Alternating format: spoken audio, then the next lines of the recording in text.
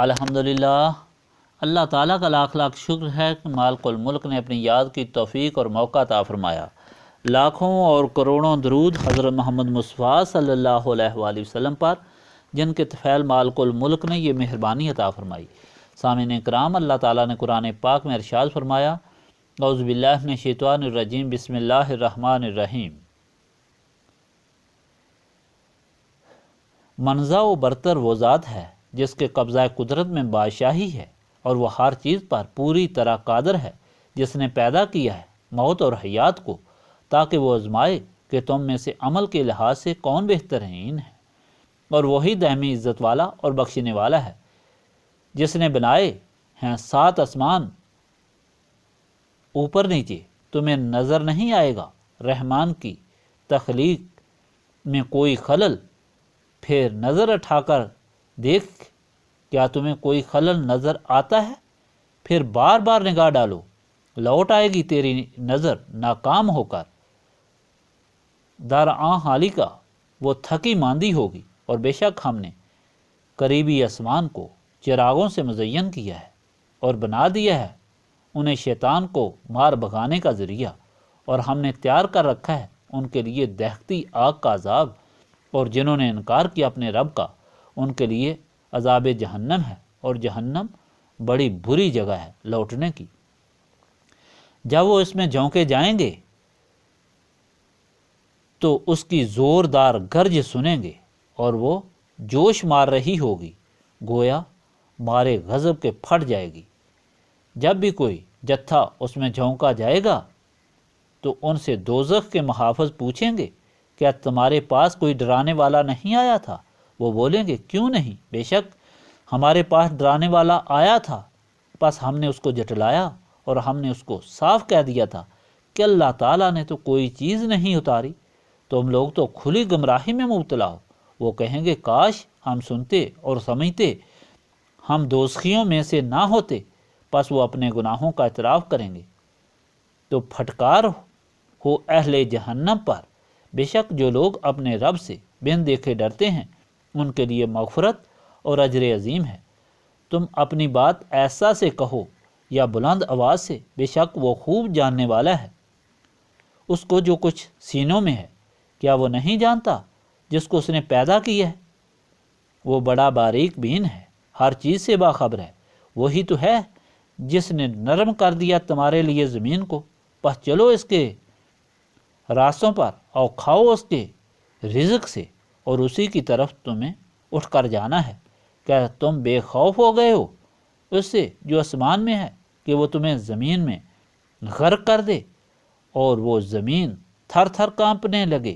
کیا تم بے خوف ہو گئے ہو اس سے جو آسمان میں ہے، کہ وہ بھیجے تم پر پتھر برسانے والی ہوا؟ تب تمہیں پتہ چل جائے گا کہ میرا ڈرانا کیسا ہوتا ہے۔ اور جو لوگ ان سے پہلے گزرے انہوں نے بھی جھٹلایا تھا، ان پر میرا عذاب کتنا سخت تھا۔ کیا انہوں نے پرندوں کو اپنے اوپر کبھی اڑتے نہیں دیکھا، پر پھیلائے ہوئے، اور کبھی پر سمیٹ بھی لیتے ہیں، انہیں روکے ہوئے انہیں کوئی بے جز رحمان کے، بے شک وہ ہر چیز کو خوب دیکھنے والا ہے۔ کیا تمہارے پاس کوئی ایسا لشکر ہے جو تمہاری مدد کرے رحمان کے علاوہ؟ بے شک منکرین دھوکہ میں مبتلا ہیں۔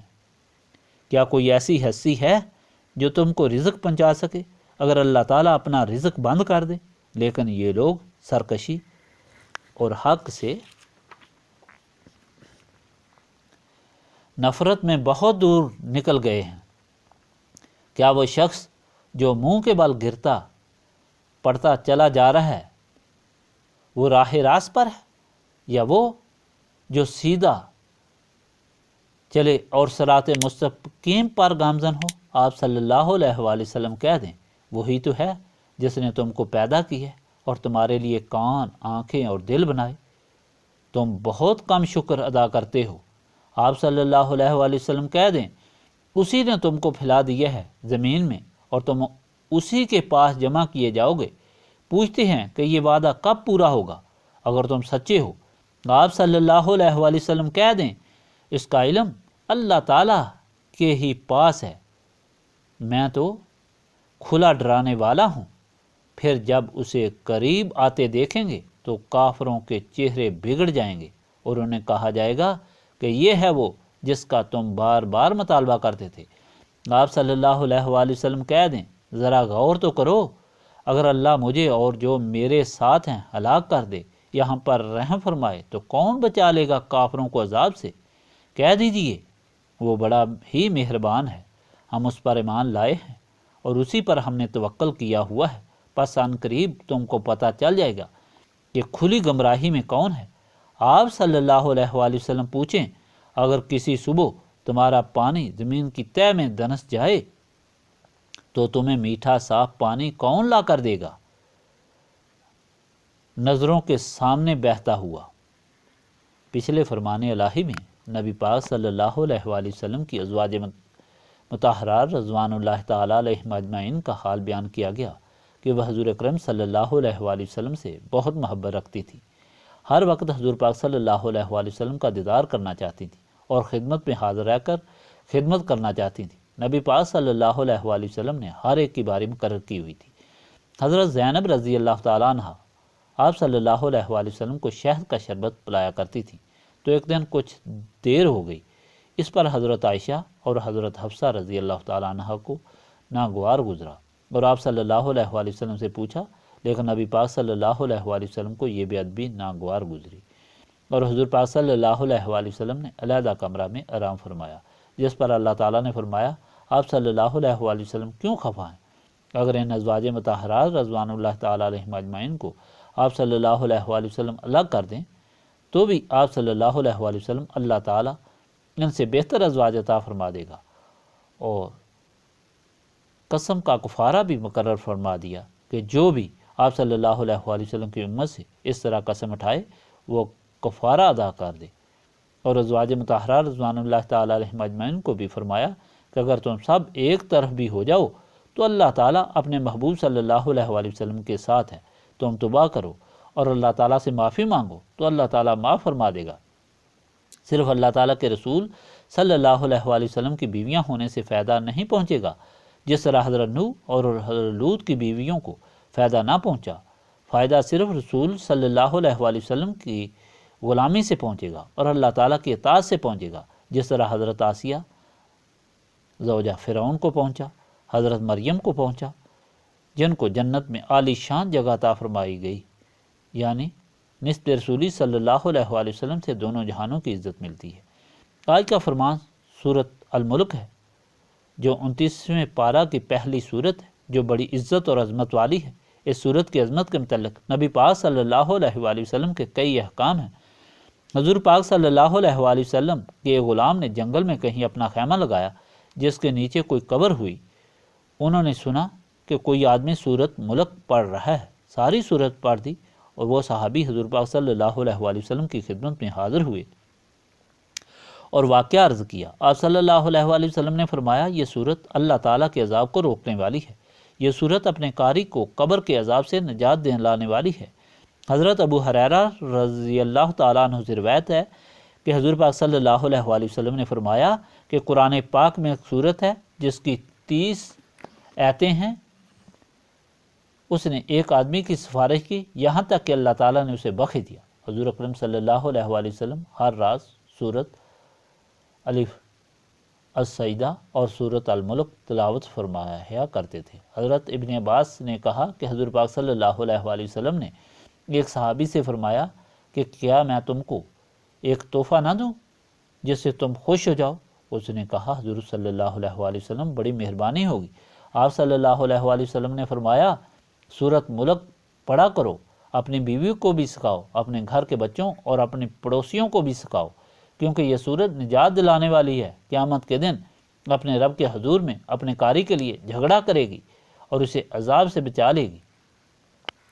حضور پاک صلی اللہ علیہ وآلہ وسلم نے فرمایا، میں اس بات کو بہت پسند کرتا ہوں کہ میری امت کے ہر مرد و زن کو یہ سورت یاد ہو۔ اس سورت میں اللہ تعالیٰ کی تعریف نے فرمایا گیا ہے کہ اللہ تعالیٰ ہی زمین و آسمان اور ہر چیز کا مالک و خالق ہے، ہر جگہ اس کی حکومت ہے۔ اس نے موت اور زندگی اس لیے بنائی کہ دیکھے کون نیک عمل کرتا ہے اس نے 7 طبق آسمانوں کے بنائے، کوئی رحمان کی تخلیق میں نقص نہیں نکال سکتا۔ بے شک کئی بار آدمی آسمان کی طرف دیکھے، اسی نے آسمان پر روشن تارے بنائے جو اس چھت کی زینت ہیں، اور یہ مخلوق کو راہ کی رہبری بھی کرتے ہیں۔ اور شیطان جب عرش معلیٰ کی خبر سننا چاہتا ہے تو اسے مار بھگاتے ہیں۔ اس نے کفار کے لیے جہنم بنا دیا، اور جب ان کو آگ میں ڈالا جائے گا تو اس کی چیخیں سنائی دی جائیں گی اور وہ بھڑک رہی ہوگی۔ دوزخ کے محافظ پوچھیں گے کہ کیا تمہارے پاس کوئی ڈرانے والا نہیں آیا تھا؟ وہ بولیں گے بے شک آیا تھا، لیکن ہم نے اس کی نہ مانی اور اسے کہا تم جھوٹ بولتے ہو۔ اگر ہم مان لیتے تو آج اس عذاب میں نہ ہوتے۔ پس وہ اعتراف کریں گے اپنے جرم کا، تو لعنت ہے دوزخ والوں پر۔ بے شک جو شخص اپنے رب سے بن دیکھے ڈرے اس کے لیے مغفرت ہے اور اجر عظیم ہے۔ کوئی شخص بات چھپائے یا ظاہر کرے، اللہ تعالیٰ دل کی جانتا ہے کہ کیسے ممکن ہے کہ جو کسی چیز کو بنائے وہ اس سے واقف نہ ہو۔ وہ تو باریک سے باریک بات کو بھی جانتا ہے۔ اسی نے زمین بنائی تاکہ انسان اس میں اپنے راستے بنائے، اور پھر رزق عطا فرمایا، اور پھر اسی کے پاس لوٹ کر جانا ہے۔ اگر وہ زمین میں غرق کر دے یا ایسی ہوا چلائے جو پتھر برسائے، اس سے ڈرنا چاہیے۔ اس سے پہلے لوگ جنہوں نے جھٹلایا رسولوں کو، ان پر سخت عذاب نازل ہوا۔ اللہ تعالیٰ کی قدرت تو ہر طرف دکھائی دیتی ہے۔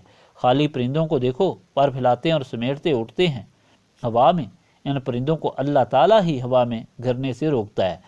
کوئی طاقت اللہ تعالیٰ کے عذاب سے لوگوں کو نہیں بچا سکتی، اور اگر وہ رزق ہی روک لے تو کوئی طاقت رزق نہیں دے سکتی کسی کو۔ تو اس کے لیے سیدھے راستے پر چلنے والے ایسے لوگوں کے برابر نہیں ہوتے جو ٹیڑھے راستے پر چلتے ہیں۔ اللہ تعالیٰ نے ہی انسان کی آنکھیں، دل اور کان بنائے ہیں، پھر بھی لوگ اس کا شکر ادا نہیں کرتے۔ اور اسی نے سب کو زمین پر پھیلایا، لیکن یہ اب بھی یہی سوال کرتے ہیں کہ یہ وعدہ قیامت کب آئے گا؟ آپ صلی اللہ علیہ وآلہ وسلم کو حکم ہوا، آپ صلی اللہ علیہ وآلہ وسلم کہہ دیں اس کا تو اللہ تعالیٰ کو معلوم ہے، میں نے اس سے تمہیں ڈرا دیا ہے کہ وہ وقت بہت سخت ہوگا، اس کے آنے پر کافروں کی شکل بدل جائے گی۔ اللہ تعالیٰ نبی کریم صلی اللہ علیہ وآلہ وسلم کے غلاموں کو پر رحم فرمائے گا، اور کفار کو بچانے والا کوئی نہیں ہوگا۔ حضور اکرم صلی اللہ علیہ وآلہ وسلم کو حکم ہوا، آپ صلی اللہ علیہ وآلہ وسلم اعلان کر دیں ہم اپنے مہربان رب پر ایمان رکھتے ہیں، اسی پر توکل کرتے ہیں۔ پھر حکم ہوا کہ یہ پانی اسی کی دین ہے، اگر وہ اس کو روک لے تو کہاں سے پیو گے اور کس طرح ساری ضرورتیں پوری کرو گے؟ اس صورت میں مفصل طریقہ سے اللہ تعالیٰ نے اپنی شان قدرت اور عنایات سمجھا دی، اور نہ ماننے والوں کے انجام کا بھی ذکر کر دیا۔ لیکن وہی ہدایت حاصل کرتے ہیں جن کے دل و دماغ نسبت رسولی صلی اللہ علیہ وآلہ وسلم سے روشن ہوتے ہیں۔ نسبت رسولی صلی اللہ علیہ وآلہ وسلم سے محروم لوگوں کا انکار، بغاوت اور غرور اور بڑھتا ہے، یہاں تک کہ وہ قبر کے عذاب کو دیکھیں گے۔ تو گویا نسبت رسولی صلی اللہ علیہ وآلہ وسلم سے ہی ہدایت اور سمجھ آتی ہے، اور اس پر عمل کرنے کی توفیق ہوتی ہے۔ اس لیے ہم اسی نسبت رسولی صلی اللہ علیہ وآلہ وسلم کو حاصل کرنے کے لیے یہاں بیٹھ کر یاد الہی سے سینے صاف کرنے کی کوشش کرتے ہیں، اور اس یاد الہی کو وسیلہ بنا کر معافی مانگتے ہیں، اور اس کی عنایت کے لیے التجا کرتے ہیں۔ اللہم صلی علی سیدنا محمد وعلی آلہ وصحبہ صلاۃ تکون لنا امان من کل خوف، لا الہ الا انت سبحانک انی کنت من الظالمین، ربنا آتنا فی الدنیا حسنۃ وفی الآخرۃ حسنۃ وقنا عذاب النار، استغفر اللہ العظیم الذی لا الہ الا هو الحی القیوم واتوب الیہ، استغفر اللہ العظیم الذی لا الہ الا هو الحی القیوم واتوب الیہ، استغفر اللہ العظیم الذی لا الہ الا هو الحی القیوم واتوب الیہ، ربنا تقبل منا انک انت السمیع العلیم وتب علینا انک انت التواب الرحیم۔